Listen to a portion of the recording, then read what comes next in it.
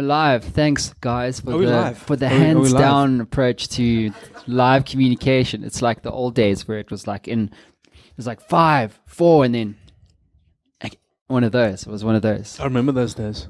Do you? Yeah. Why? On the Coca-Cola Mega Millions game show just before the news on SABC2. Really? It was my first live TV gig. What were you doing there? I was the host of the game show. Oh, heavy. Yeah. What's that like, hosting a game show? Well, at the time it was quite exciting because I hadn't really had a TV gig. It was also quite nerve-wracking because you had to do this thing live and find a winner, get them on the phone, and get done in time for Rian Kreyvachen to read the news. And he was actually behind. You could see him behind like a glass thing, and just sorting out his wig and the state for the news. And it was cool. Do your best Rian Kreyvachen impersonation. I can't really do a Rian Kreyvachen. Really?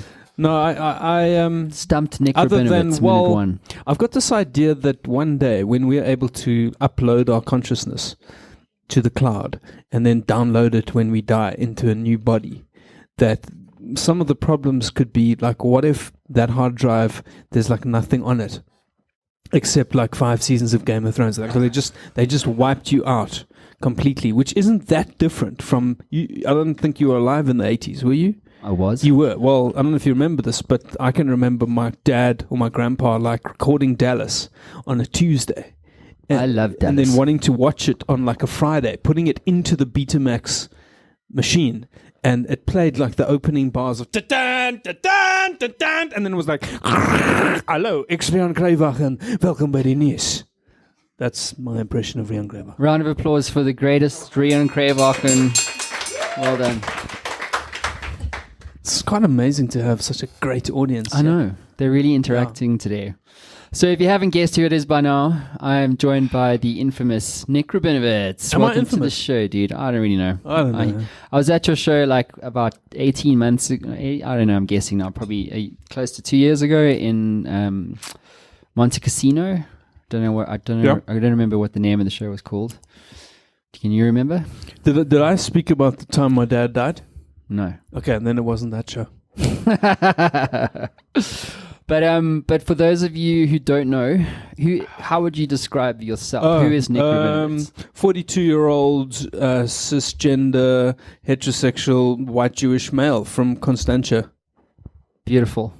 Succinct. Cisgender is a word I learned recently. I just dropped it in there. I don't know if you noticed. Cisgender? Yeah. I didn't want to go there, but let's go there That's now. where your gender identity matches the sex you were assigned at birth. That's That's incredible. lucky, someone says. That's very lucky. What is the name of the person that said that's lucky? That's Alexis. Alexis, thank you for the cake. I really appreciate that. It's delicious. Red velvet, I believe. It Red is velvet. I didn't get any cake. Happy Valentine's Day, by the way. Screw you. Happy Valentine's Day, Nick. Yeah, it is Valentine's Day. Mm-hmm. What have you done for your wife? I see you married. I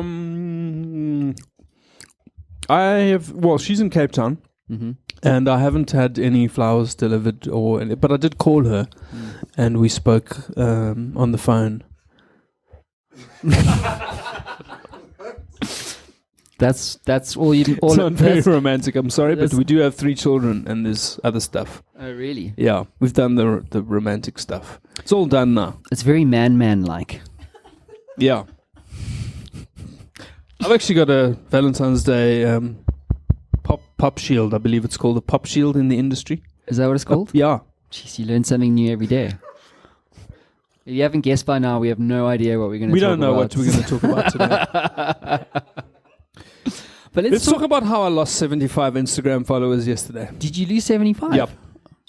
I lost 75. How I do you know calculated it because Did you actually go manually I was count? desperately trying to get to 5,000, and so I've been watching the numbers go What up. did you And say? yesterday it was on 4,914, and when I checked this morning, it's on 4,855.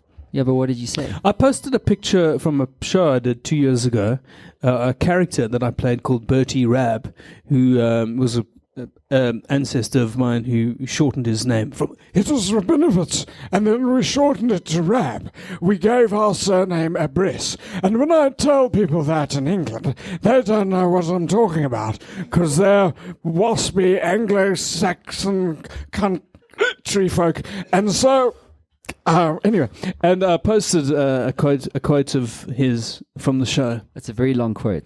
Well, that wasn't the quote. Oh, wasn't it? No. Do you What want did to you hear say? the? Please want get to it hear the out. quotes? Tell us everything. The quote was, the quote was, people make assumptions about one's sexuality based on the silliest things.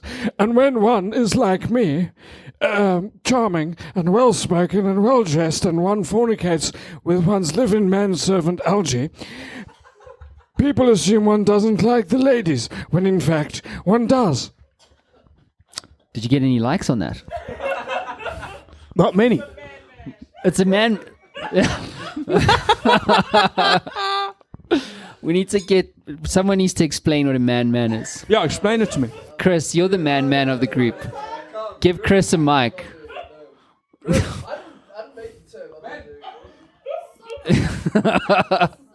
Somebody help us. What is the come on, we're definition live of here, people. a man? I'm the man. Man doesn't describe the man.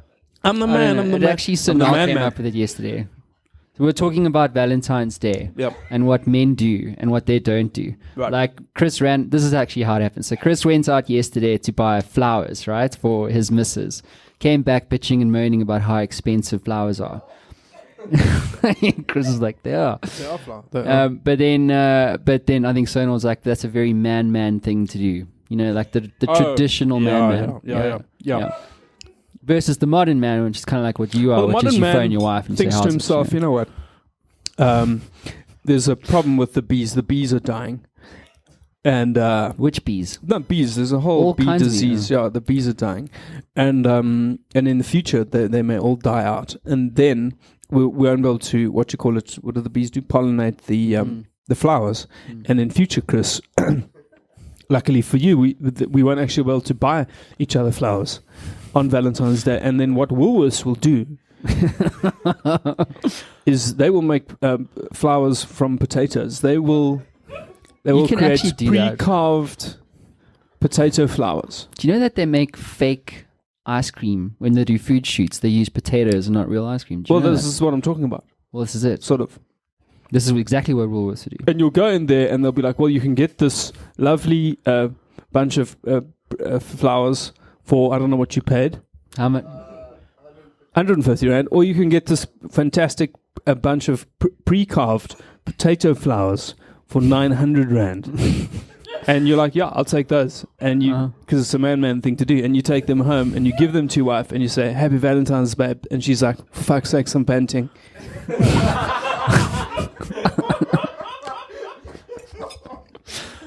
What do you think about that, Chris? You still like potatoes? Okay, he's a potato guy. Let's do quote of the day. I'm fascinated by this. I saw you writing this earlier. Yeah, that's so my quote of the day. Take us through this. Well, it's quite nice for Valentine's Day. I thought it was a It's Valentine's written in Day red. kind of That's what message. I like. This originated. You don't have kids, eh? I do. You do. How many have you got? 2, How old are they? 4, and almost 1. Okay, so you'll be familiar with the 4-year-old. With the 4-year-old, when they start talking, of course, there is this impulse as the parent to speak this baby language that you think they will understand better. It's my worst thing. Yeah. And so you say things, non-parents, you say things to your kids like, what do you want for your nyam-nyams?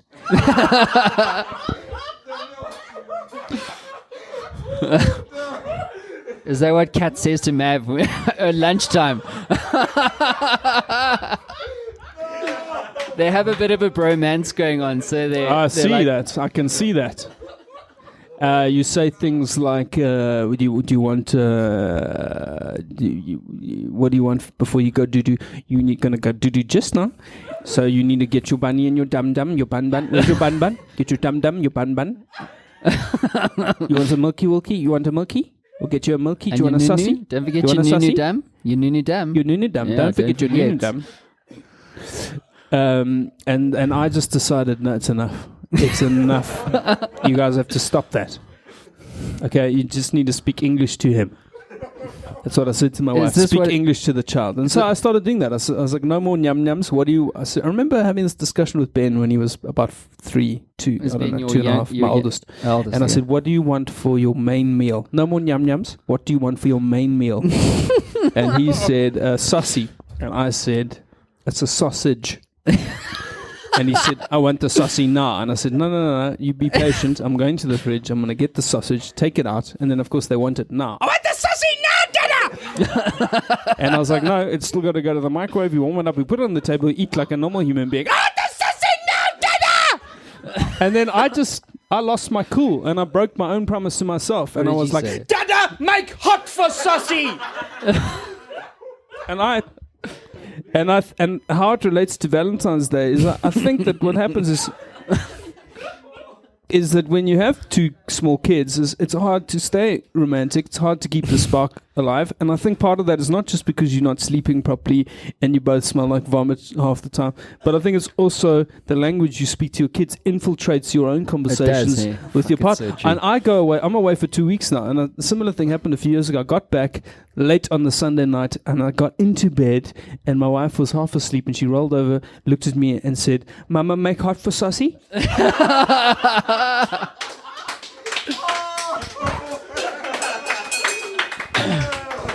This is going to be a record bell ringing episode. You can ring my bell. And I'm pretty sure that Bertie had a quote about ringing the bell. Did he? Yeah, just look at someone in the audience and go, Madam, you look very familiar to me. Are you sure we haven't fornicated before? Down in Algie's basement with the cream pie and the little bell hanging on my penis? No? Okay. I must be mistaken. So what did you say to your wife? Did you say... This morning? No, when you got the hot saucy. Oh, Did you come back with another baby language response? Or? Well, you know, again, you'll know what I'm talking about. Like the foreplay, that whole, you don't have time for that. You just put the kids down, and you don't know when they're going to wake up, and you need to get. Do you still get foreplay? I don't. No, she's like, get the towel, get the KY. I'm like, where is it? In the baby's room. Why is it in the baby? No, I was putting a suppository in. This is no longer romantic. Yeah, it kind of kills the mood, right? Yeah. So how long have you been married for then? 11 years. Really? Yeah. Okay. Only once though, hey? We met in 1988. Really? Yeah. Wow, that's incredible. So what's the secret to keeping the spark alive? You should read a book about sex in long-term relationships by a psychologist whose name I forget, but it's called Mating in Captivity. Great. Sounds like an amazing page turner. It's a great book if you're in a long-term relationship because it speaks about how these modern day relationships we have, the pressure that we put on each other because I need you to be everything. Like in the past, marriage was a sort of economic transaction and it was accepted if you needed love you went somewhere else, but now I need you to be my partner and romantic partner and lover and mother of the children and business co-business operator and all this stuff, and then still be romantic. And domesticity is actually the most powerful antidote to desire. That's kind of the central thesis of the book. And and then be a man, just once a year. Just once, though. Don't overdo it. And hope that it all turns out. I actually, and I think I spoke quite a lot about this in my last show, and how to keep the thing. Chris, do you have kids? You don't have kids, eh?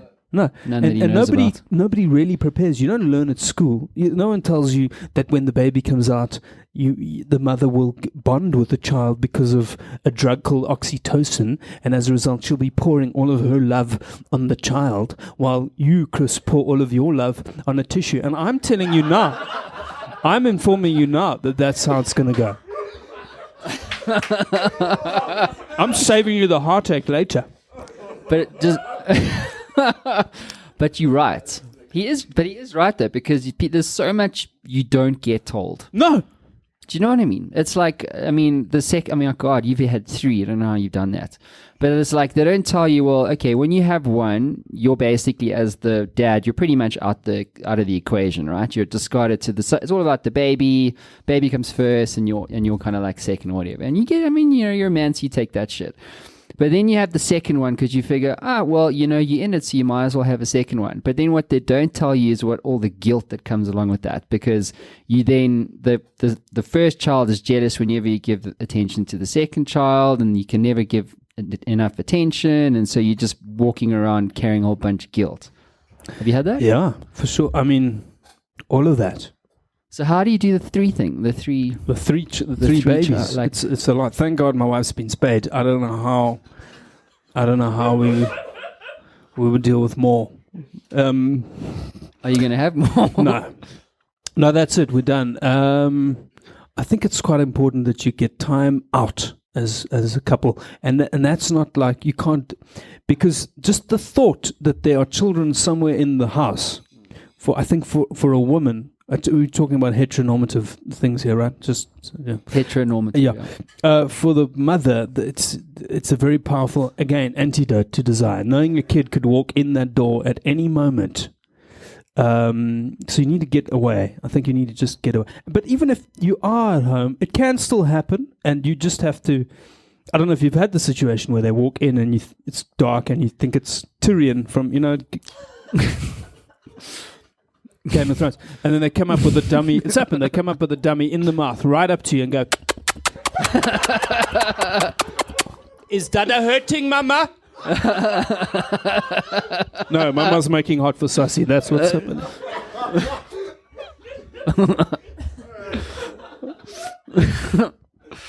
Right, but carry on. There's more. No, but three. Yeah, I think it takes a lot of careful thinking to make sure that your relationship thrives in the midst of all of that chaos. Because they're basically like psychopaths as well. Small children. They are. It's like they're shining. Yeah, all over. Every day. Our oldest is 9. He's starting to become a human, and that's nice. It is nice. Yeah, it's finally, because it's hard to relate when they're young. You just feel like you absolutely useless. Did you get that? Oh yeah, for sure. Yeah. And you perpetually concerned, I am, about getting in trouble with my wife because I'm terrified of her. Well, I'm always in trouble. It's like there's no I'm living the dream right now. It's like, no. Why were you at work with all those people all day? Having fun, eating cake, making your show. Saying he spayed his wife. Well, I was here changing nappies, running after children with snotty noses. So true. Yeah. So true. Because it's like you're just in shit all the time. It's like the degree of shit changes, but you're always in shit. Yeah. Yeah. And then it's like DEFCON 3 or 10. Like you're always in a DEFCON range. Yeah. You're not just okay. That's very, very short-lived. It's horrible. Chris, are you taking notes here? Because you're living your best life right now. This is it. No, it's actually, it's not all. It's, you know what it is. It's when you get to this point, it can be stunningly shit and also amazing within the space of a minute. But that's the paradox, right? Yeah. It's like it can be amazingly shit. Yeah. And that's actually rad. It is. It is. And then you've got these little people that just adore you. And isn't it the best thing? That kind of love is, where are you going to get that? What do you say to people like Gareth Cliff? You're just at Cliff Central who say kids are bad. I was talking to Gareth. Gareth wasn't there. Kids are bad. What do you say to that? Kids are bad. Kids are bad. Kids are bad. Yeah.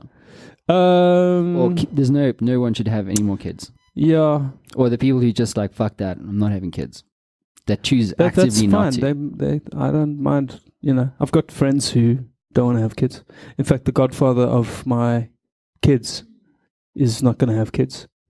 Is that why he became the godfather? We actually... No, but in retrospect, it's the best choice.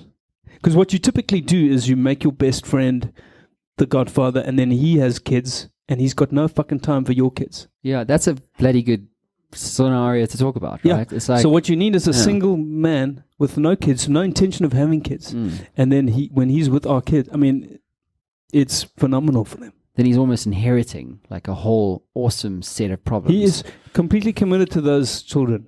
Don't you feel it's like you're gifting them a lot of problems? No, because he when he sees a problem, he goes home. Yeah, but think about it. He's choosing... But he's like, dude, I'm not having kids. And you go, yeah, have mine. Yeah, well, not really. That's almost like a dick move. He's quite clear on his boundaries. What do you mean? he comes there and it's like intense time. It's 1 or 2, 3 hours max, and he's out, and that's it. Huh. But he's there for all kinds of guidance, and I'm pretty confident later in their lives he'll be that dude they can go to. Right. How do you make that choice though? Did you have like a option A, B, C, and like how did you wind up choosing? Yeah, we made some bad choices as well. I think it's kind of like a bit of the shotgun. We picked a few godparents. That's what you should do. Pick a few. Don't put all your eggs in one basket. Mm-hmm. And it turned out that the second godfather ended up having an affair with his wife's best friend. And then we were like, okay, we don't need you anymore. We've got the other guy. So it was a mistake. Well, maybe. Well, who knows? Let's talk about mistakes. What's the biggest mistake you've ever made on stage? Have you ever bombed? Talk us through like your early days on stage. Anything jumps to mind? Yeah, many of those things. I can remember stuff. Actually, I did character work for the first while. I did like a character when I was starting out because I could hide behind the character. And then at some point I realized, if you're really going to do stand up, you need to be you. You need to drop this accent and this stuff. And the very first night that I did that, I got heckled from the back of the room. Guy was like, "You're not funny. Just get off the stage." And then I was like, "Okay." And I did. I walked straight off the stage, out the door, into my car, and I was like, "I think that's it." How long ago was this? It was probably like 2003, 2002. How do you bounce back from that? I think I was pretty fortunate to have people around me who went, no, don't do that. Just keep going, keep working on your stuff, and did that. And you go through various iterations of that. I did this corporate thing recently for a billionaire at his golf game farm in. Wherever. I don't want to mention any names, Johan Rupert. And basically, he heckled me throughout my 15-minute set whilst chain smoking with his back to me in front of 300 people. And what? Yeah, and then he grabbed them. I made the mistake of giving him the microphone at one point. Are you spicing? Or was this actually? No, that actually happened. And then I took the microphone back, and then I finished the 15 minutes in 9, and then I walked straight out the door into the middle of the fairway at the risk of being eaten by something. And I was just like, "Ah!" And then I went back into the room. Sonal's face.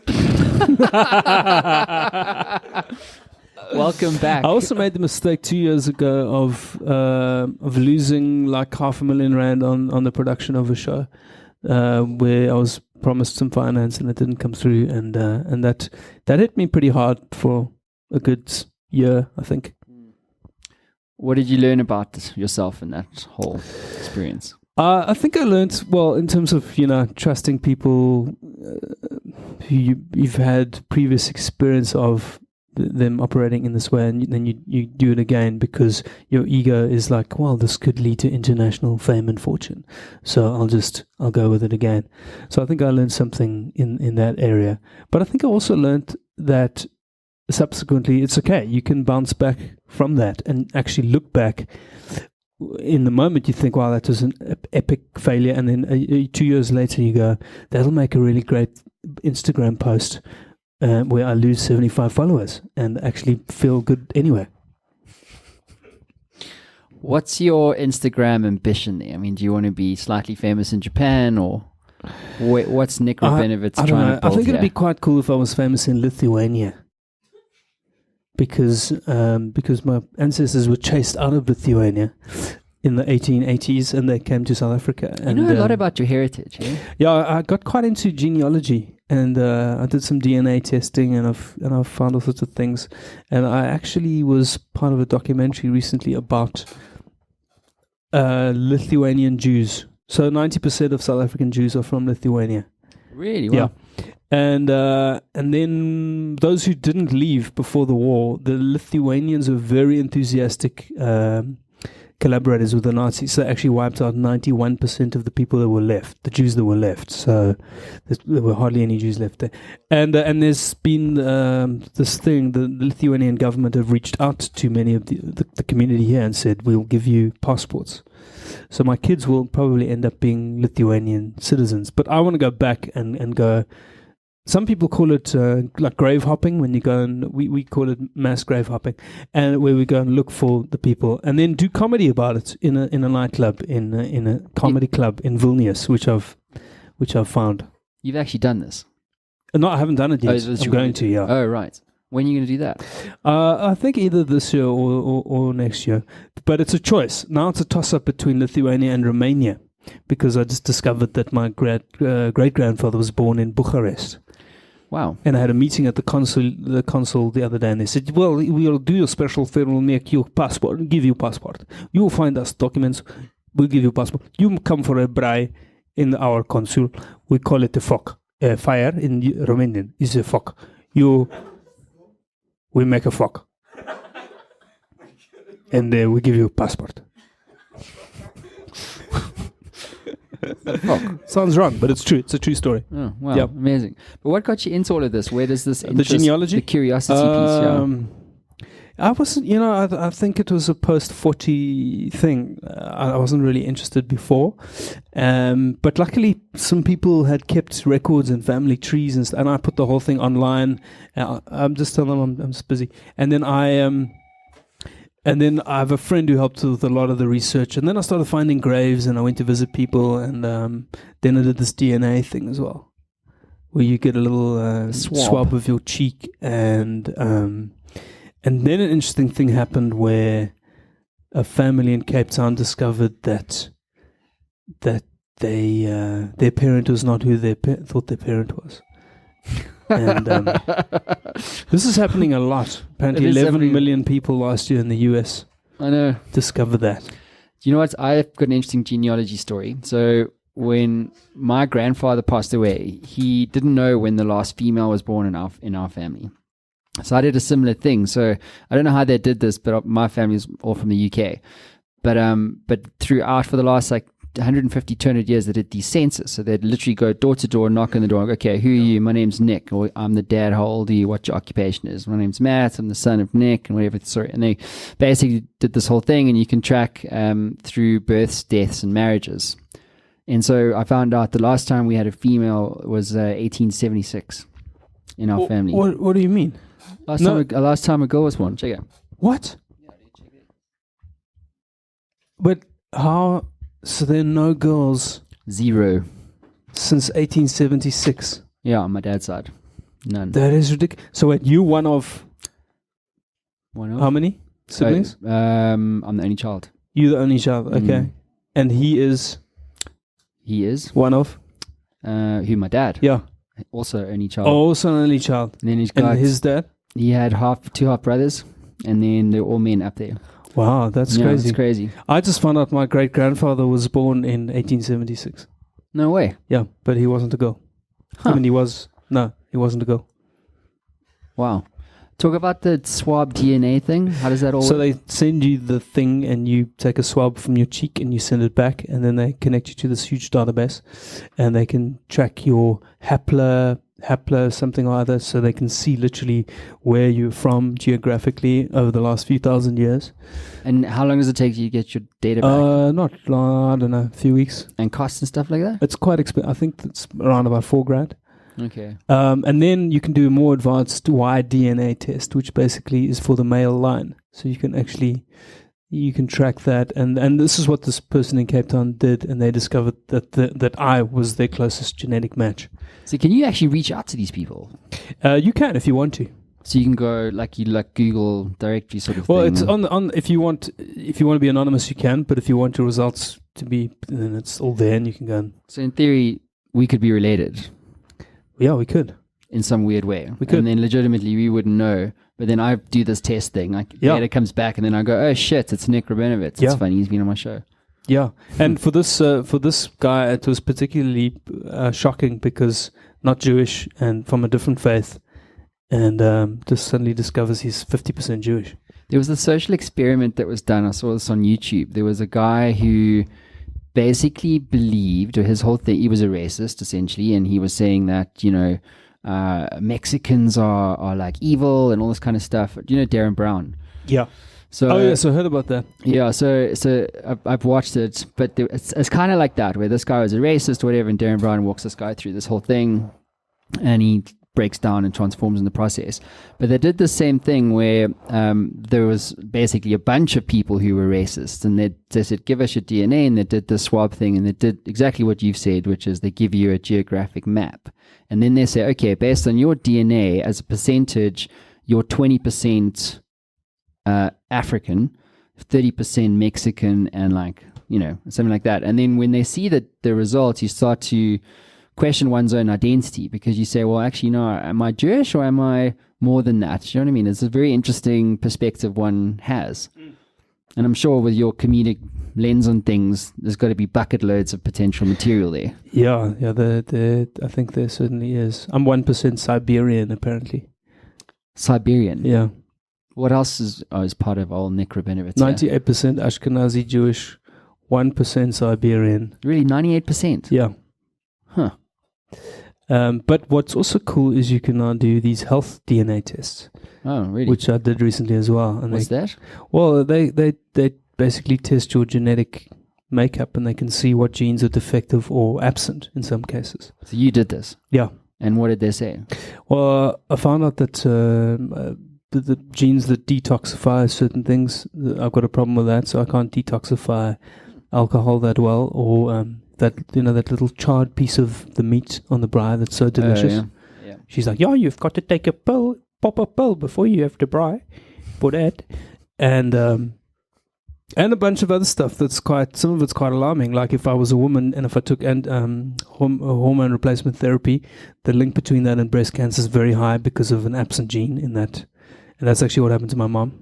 She went on HRT and 5 years later got breast cancer. Holy shit. So that kind of thing that can be life-threatening, and you can find out in your DNA test. So they say your propensity for cancer is this. Your propensity for heart attacks. I'll probably hand that down to my daughter, so she needs to understand that. The heart attack thing, my dad had his first heart attack at 40, and his dad died of one, and his dad. So I had already checked that out, and the DNA test confirmed. Okay, so what do you have to do to protect oneself? Well, I suppose knowledge is power. In your case, I think just no love, no glove, no love, and then you've got two. You happy with two? No, yeah, fuck, I'm done. Okay, yeah, then just protect yourself. I mean, she could get a Mirena. You could just have the. Yeah, she could. What do they call it? The tubes tied. I'm not doing it. Have you had your tubes tied? No, I wouldn't, because I watched a YouTube video of it. I don't know if you've ever seen this, Alexis. Fuck's sakes. Okay, now what they do is, it's a misnomer. They don't actually tie the tubes. What they do is they make an incision in the ball bag, and then they pull out the that's my word. little tube called the vas deferens. Do you know that balls in Colorado, they call them Rocky Mountain oysters? Anyway, that's not relevant to the story. They take out the little thing called the vas deferens. This is this little tube, and then they bring a little Swiss Army knife with the scissors, and they snip that, and then they bring in a welder. This is all on YouTube. They bring in the welder with the hat. They go and then he actually on each end cauterizes it.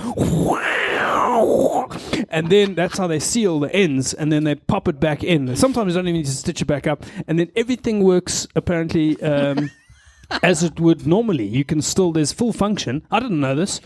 You can still ejaculate, but when they get the swimmers get out, and they're like this, and they're like where, and then eventually what happens is it's just like that, because it's a cul-de-sac. That's actually quite sore. Nick's just smashed himself on the head. Should we play a game? Yeah. Let's do it. Baseball? No. No, you're going to swing baseball bats just now. So okay. I don't know what this game is, dude. So, but they seem to know what it is. Hey guys, what's up? So thanks for a super interesting morning. We appreciate it. So this game is called the Improv Challenge. So what's going to happen is we're going to hold up and read out what's on these pieces of paper. And then you have to improvise that theme into your conversation. Okay. I'm Simple gonna enough? Get killed, yeah.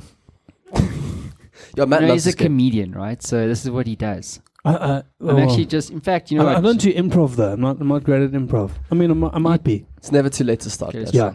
Okay, cool. So we'll start off with overly dramatic. Well, can I just clarify something? Are we talking about this thing, or we need to be that thing? So you incorporate infusing into it. your conversation. Incorporate into your conversation. Yeah. Okay. Well, it's yes, be overly dramatic. Okay. Be overly dramatic. Okay, you going first? No, you go. It's me. I'm done. Okay, so so I mean, basically, so Brad said, you know what? I think he needs to go for occupational therapy. And I was like, well, are you sure? And he said, no, I'm not sure. What do you think? And I was like, well, I'm not sure, but I think he does, because the thing is, he's really not speaking, and I think it's really a problem with this child, because as you know, if your child is not speaking properly, you really need to do something. He's not walking properly either, and I just think it's very expensive, but we need to just invest the money. Do you know what I'm saying? Yeah. Okay, yes, he's only 7 months, but I just think we should really think about it. I think so too. And, you know, best scenario is you should put him down.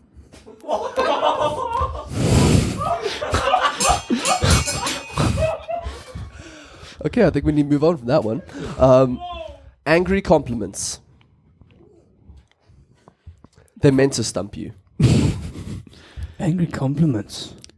You're an incredible comedian.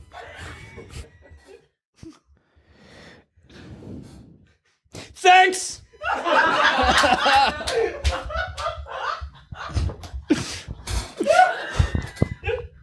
We knocked it out the ballpark. Yeah, well, that one was short. Hollywood diva. Oh my God, that mic looks so good near your mouth.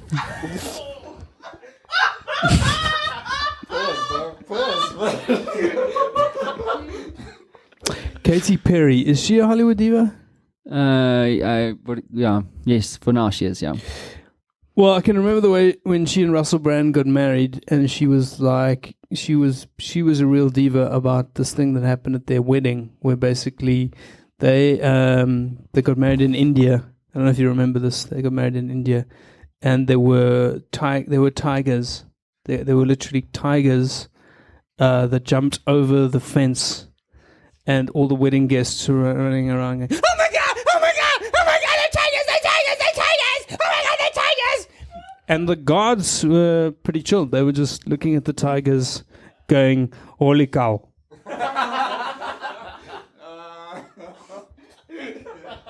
I think, I don't know, Hollywood diva. Yeah, man. That was good.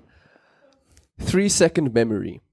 Well, they say goldfish have 3-second memory, but I haven't really tested this out because, well, I'm not saying I don't know any goldfish, but some of my best friends are goldfish, but I'm not sure.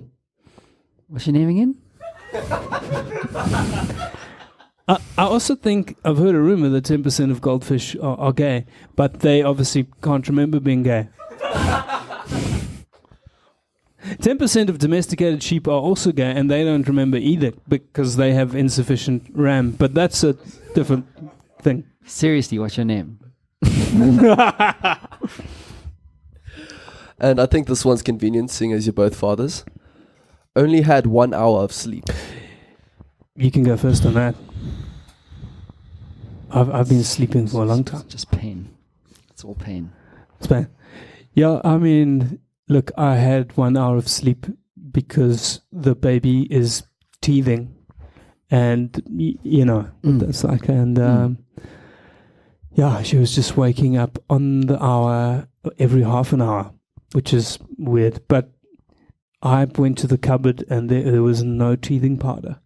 We had literally run out of teething powder, and I at this stage had 45 minutes of sleep, and then she went back to bed for 15 minutes, and I got another 15 minutes, which meant I'd had 1 hour of sleep. And then my wife woke me up and said, "You need to go to the pharmacy to get more teething powder." And I said, "But it's 2:00 in the morning." And she said, "Go." And so I got to the 24/7 pharmacy, and I said, "I need the teething powder." And the pharmacist says, "Sorry, sir, we're out of teething powder. We haven't stocked it since 2008. We banned teething powder in 2008, and I had to drive around for 2 hours looking for a Nigerian."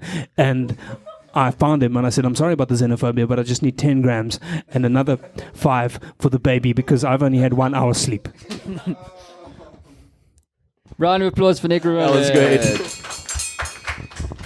So, dude, what is one thing about you that no one knows but you wish they did? Nobody knows the troubles I've seen. That I wish they did know. Not, I don't. Jeez, there's not much. I think maybe some people don't know that I'm quite a serious, deep thinking individual. That's probably not going to make a joke on the spot when they meet me and say, just tell us one. Just give us one. Do you get that? Yeah, I do sometimes.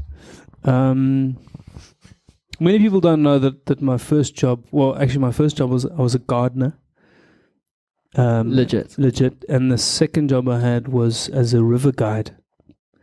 And my job as the handlanger, I wasn't the actual guide, was I had to carry the bucket, the toilet, mobile toilet, with the bag. Like the people would use it. I'd set it up on the side of the Orange River, and then people would use it all night and then the day. And then the next morning, I would have to pack up the bag and carry it on my boat, for 4 days. Why didn't you just bury it? Because the wind on the banks of the Orange River, it's sand, and you could see where people just went, and because of the toilet paper, and the wind would blow the sand off, and then it wouldn't be very nice for the other people. So that's interesting. I did that, and then I quit because there's only so much of other people's shit that you're willing to deal with.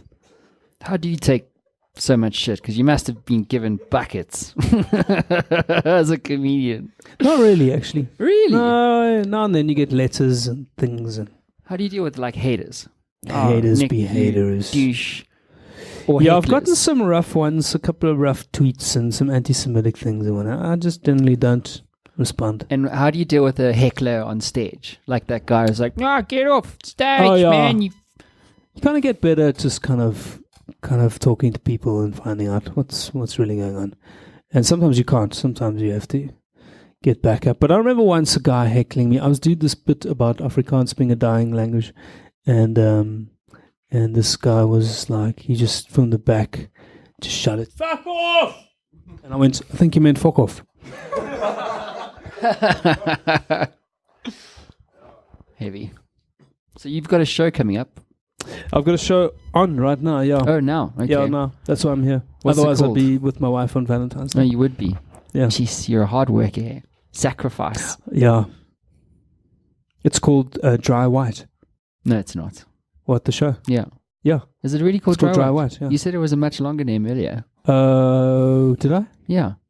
Like something about surviving 40. Fortified. Yeah. Something like that. That was my last show. Well, what's this How one old about? are you? I'm 40. Oh, this you year. just turning 40. Yeah, I wrote a show when I was 40 about turning 40. Huh. Yeah. So tell us about your show. My show was written in the drought. It was just before day zero. And then unfortunately for me it rained, and then I had to write new jokes. And when comedians write new jokes, you got to go and test those jokes out at comedy clubs, and it's a little bit nerve-wracking to do a new joke for the first time. What's the guy's name with the camera? Mav. It's like doing a new joke for the first time. Mav is like, Dry there White. it is. Yeah, look at that. Except that's the wrong graphic. Is it? You wanna look up Dry White Theatre on the Square. But thanks for your thanks for that, man. It's like you're like the guy who's just walked on stage from the side and then he's lost and had to walk off. But that is me. You can bring it back if you want. That's me showering under a bottle of Chardonnay, because it had gotten that bad in Cape Town. Dry White. Yeah, that's from 2018. So you got a wine glass going onto a shower cap with you in a shower with no shirt on. Yeah. What does that say? Well, it says it was very dry, and that's, yeah. I wouldn't read too much more into that. It's like a parody of the Jacob Zuma. It's also a very low Superior res drawing. picture, and just if you just go to Google and then put in computicket Dry White, Yeah, we're gonna wait. We'll all wait for you. But what's the show about in the meantime? Well, it's about being married, being post 40, trying to stay woke post 40. There you go. Matt, That's what it it's was. about marriage. It's about infidelity. I tell a story about my brush with there on the left, that one there. Yeah, my brush with infidelity. I talk about transphobia. Tell us about the brush with infidelity. Well, it happened after a show. You remember when Kagiso Rabada brushed Steve Smith Oh, yes. Yeah. on his way down the pitch? And he got a one-match suspension. Well, yeah, something similar happened to me, but it didn't involve cricket. And it was after a show in a small coastal town, an hour and a half from Cape Town. I don't want to mention the name, Hermanus. And I'll tell a story about that. Can you tell us now? Well, Give us a taste. A taste of the story. Give us a it was taste. basically after the show, and an Afrikaans woman came up to me, very attractive, and she said, "Nik, I just kan ek Afrikaans praat?" You can. And I said, "Yeah," and she said, "Die show was great.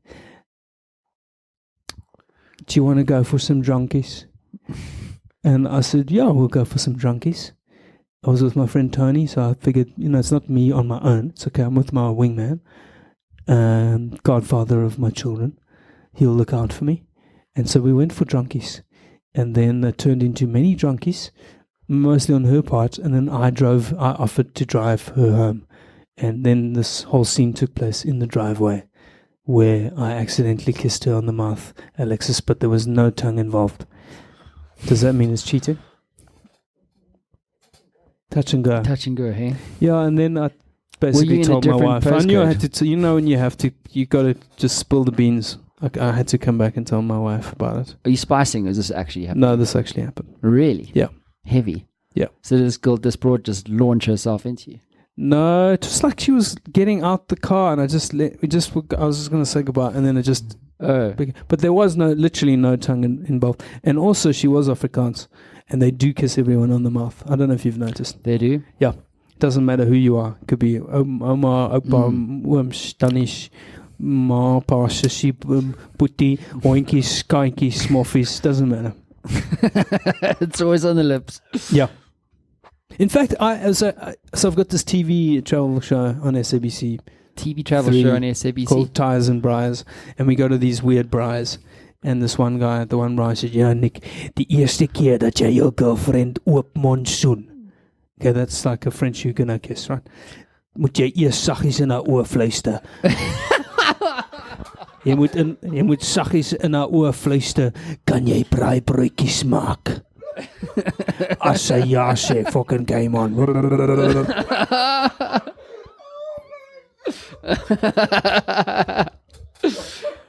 Wow. That's a cool story. It was a cool story. I like that. Yeah. So, talk us through some of the upcoming dates. Is this running now? So you say it's on now. So, did you not click on the link so we can see when it is? Thanks, Mav. All right. So this show runs. It's a musical, and Chicago. That's me. That's you And doing I've got these fake boobs that there's Amor Vitoni. I want to go see her. I love her. My ring is off. You can go see Alan Committee and Richard III. Or Mousetrap. Mav's having a problem. So what I suggest, Mav, if you go up the page and then you type in search, you type dry white. You type dry white. That's it. There you go. And then you click on that one that says Nik Rabinowitz. No. There we go. That's it. There we go. Now you see they put the N in caps, which is weird, and the I is. I've asked them to change it. They haven't, and it's at the Auto and General Theatre on the Square. That's the Nelson Mandela Square. And then if you click date and time, if you click there, you'll see it's on from the 14th. Whoa. That's Valentine's Day until the 23rd. And 6 of 7 of those are sold out, so you'll have to come. You'll have to find a night. Would you like to give away a ticket? Yeah, I'll give away a ticket. Great, I'll take it. We got tickets for Wednesday and Friday. I'll need next 2. week. You need 2? Okay. Give you 2. Okay, great. Yeah. Thanks. That was great doing business with you. It's a pleasure. Cool. Cool. So go get your tickets at computicket. Yeah. You see, there it says, I decided to explore the water crisis. Doesn't it feel a bit mute now? Do people And like it also says, now I've got to talk about other stuff because Joe Biggers don't care that much about the drought anyway. They don't. Yeah. Also talk about whether the land should be given back. Just scroll down and then it says, just kidding. What white person wants to discuss that? What do you think? No, I do actually talk about Do you really? What is your honest views about that? I think that I think we need to find a way to be more inclusive. I do think that we have all benefited from 350 years of colonialism, and just find a way to give back somehow. I met with our housekeeper recently. I said, "No, Sipo, we want to help you find a place," and she came back and she had circled Clifton, 2 bed, 2 bath, 3 sheep.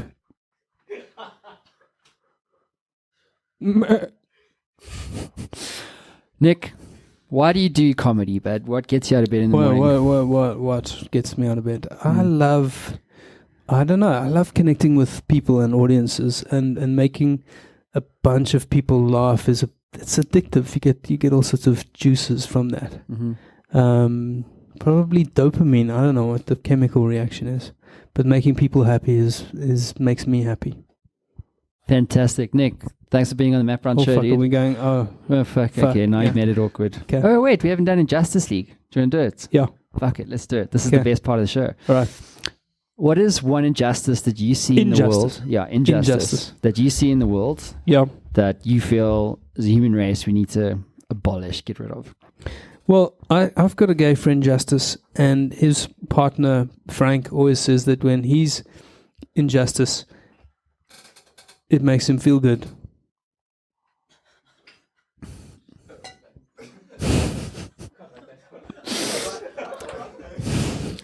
They've actually got to do something. So you have to be one injustice that I think... What was it again? That you see in the world that you feel like, well, I should do something about. Yeah. There's so many. Like boring people, for instance. Boring people. Yeah, that's interesting. I have this like civilian anxiety where I have to go to a meeting where there are non-comedians present, whether it's a social gathering or something like that. And I actually think it's Trump supporters at Friday night dinners. I think actually that's the one I need to do something about. I haven't actually found one. Yeah, I've got a few in my wife's family. Really? Yep. She's got the cap. The aunt has the cap. No. Make America Great Again. Seriously? Yep. How do you deal with that? Without being like a... It's very, very hard. Very difficult. Yeah. I can imagine. And also, it's weird because they're Jewish, and many of Donald Trump's... Look, just because many of Donald's supporters... We saw the march in Charlottesville and all that stuff. Just because Donald Trump is orange and all those people were doing the Hail Trump salute, that doesn't mean he's a Nazi himself. Does it? Jesus. No, it doesn't mean that. That's what I'm saying. It's very difficult to tackle. Hard. Yeah, it's a difficult one. But we should all do our bit to address injustice. Okay, great. So in the world, even if we're not in justice. Okay, cool. So you're going to pick up this here baseball bat, or you can choose one. Yep. And then you can just smash the box. Is this like adult version of the this is like party game? Adult's version of therapy. No, what's the thing where you hit the donkey, pin the tail on the calabash? Just straight down. You can go. Just straight down. Yeah. Straight down, yeah. No, not like that. No.